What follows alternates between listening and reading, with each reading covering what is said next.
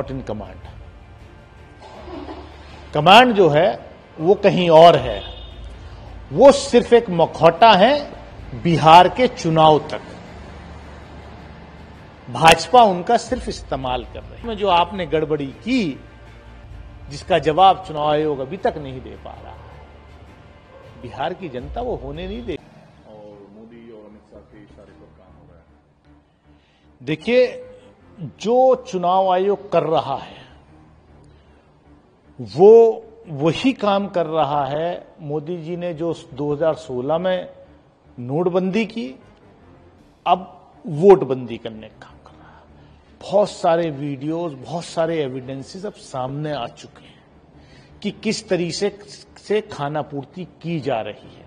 कई बीएलओस के audio recordings, उनके सीनियर ऑफिसर्स के ऑडियो रिकॉर्डिंग्स सामने आ चुके हैं। तो ये कहीं ना कहीं सीधी सीधी इंटेंशन चुनाव आयोग जो कर रहा है बीजेपी के दबाव में, वो बिहार का चुनाव लूटने की तैयारी है और बिहार के बाद बंगाल लूटने की तैयारी है, जिसको इस देश की जनता किसी भी कीमत पर बर्दाश्त नहीं करेगी। लेकिन सिर्फ बिहार में जो अपराध हुआ वो सुशासन बाबू कहलाए। अब चूंकि प्रशांत किशोर ये कह रहे हैं कि भाई पुलिस रिश्वत लेके काम करने में मस्त है और अफसर जो है वो ट्रांसफर पोस्टिंग में पैसा कमा रहे हैं, नीतीश कुमार को कोई सुध ही नहीं है कि राज्य में हो क्या रहा है। इसमें तो कोई दो राय। देखिए, क्या है कि नीतीश जी की सेहत के बारे में मैं कुछ नहीं कहना चाहता, लेकिन हाँ, Nitish Kumar is not in command. Command जो है वो कहीं और है। वो सिर्फ एक मखौटा है बिहार के चुनाव तक। भाजपा उनका सिर्फ इस्तेमाल कर रही है। इसीलिए अपराध जो है लगातार बिहार में बढ़ता जा रहा है। यूनिवर्सली अपोजिशन कंडेम कर रहा है फॉरेन पॉलिसी को, लोगों को गुमराह करने की कोशिश कर रहे हैं। केसी वेणुगोपाल ने कहा कि अच्छा है, सत्र आ रहा है तो आप संसद सत्र में राहुल गांधी को बेनकाब करिए, चर्चा करिए विदेश नीति पर, और राहुल गांधी अगर गुमराह कर रहे हैं उन्हें बेनकाब करिए। देखिए, राहुल गांधी जी ने जब चीन के बारे में पार्लियामेंट के अंदर 2021 में जब अपना भाषण दिया तो बीजेपी वालों ने ऐसे ही मखौल उड़ाया था। उन्होंने आगाह किया था कि कितना बड़ा थ्रेट चाइना बनने जा रहा है आपकी फॉरेन पॉलिसी के फेल्योर की वजह से। हम लोग हमेशा, कांग्रेस की सरकारें रही तो हमेशा से अमेरिका को अलग पाले में रखते थे, चाइना को अलग, रशिया को अलग, पाकिस्तान को अलग। इन्होंने सारे अपने एग्स जो हैं एक बास्केट में डाल दिए। तो कूटनीति जो है वो फेल हुई। बेसिकली कूटनीति जो है, फॉरेन पॉलिसी अलग चीज है, वो संघियों के दिमाग से ऊपर की चीज है। इनको सिर्फ जहर फैलाना आता है। आप कहीं जाके किसी से गले मिलने, पप्पी झप्पी कर ले, वो अलग बात है, लेकिन दो देशों के रिश्ते कैसे होते हैं, अंतर्राष्ट्रीय स्तर पर कैसे अपने आप को स्थापित करना होता है, ये पंडित जवाहरलाल नेहरू, ये श्रीमती इंदिरा गांधी ने दिखाया था। ये वर्स्ट एरा में नरसिम्हा राव और दूसरे प्रधानमंत्रियों ने भी दिखाया।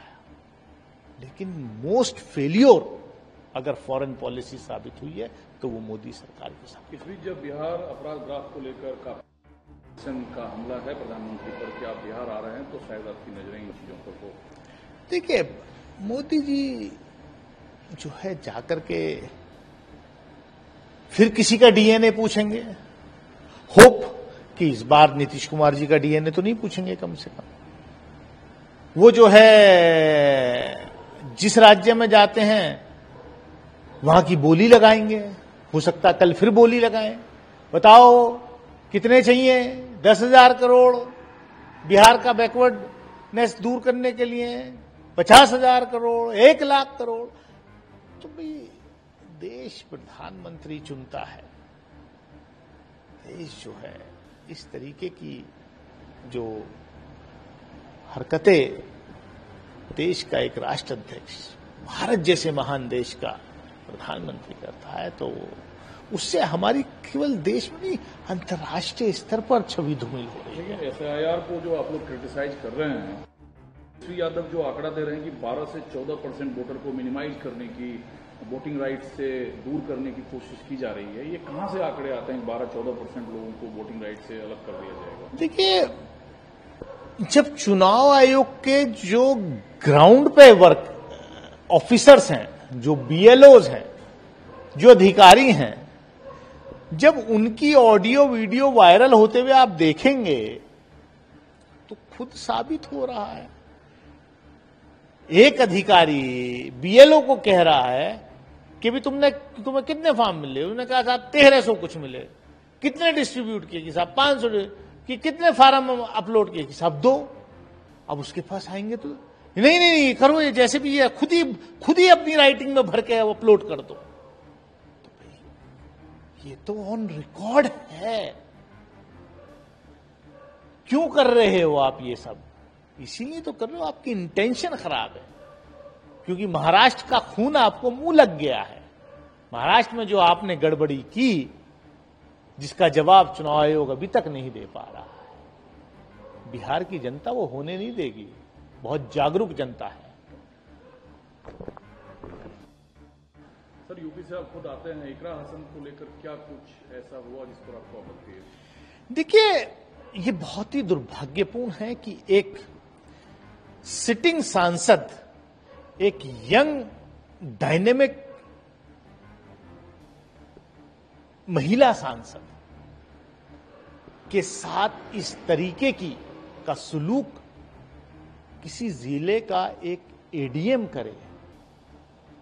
ये बेइज्जती इकरा हसन की नहीं है, ये किसी दल की नहीं है, ये पूरे का जो हमारा पार्लियामेंट्री सिस्टम है, ये उसकी बेइज्जती है। इसीलिए हम कहते हैं कि इनको संविधान में विश्वास नहीं है, इनको लोकतंत्र में विश्वास नहीं है।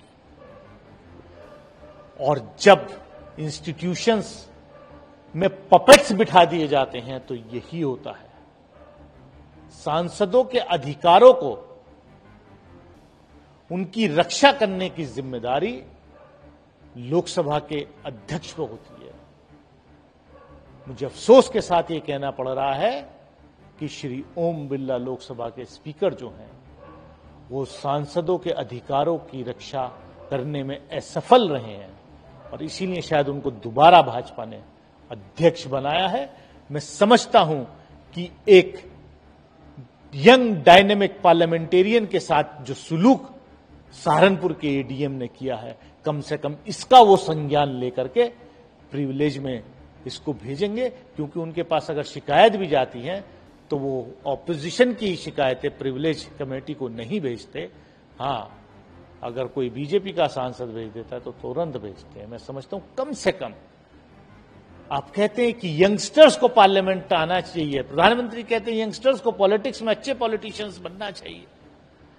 अब ऐसे पॉलिटिशियंस के साथ अगर आपके बाबू लोग इस तरीके का सुलूक करेंगे तो आप देश को किस तरफ ले जा रहे हैं?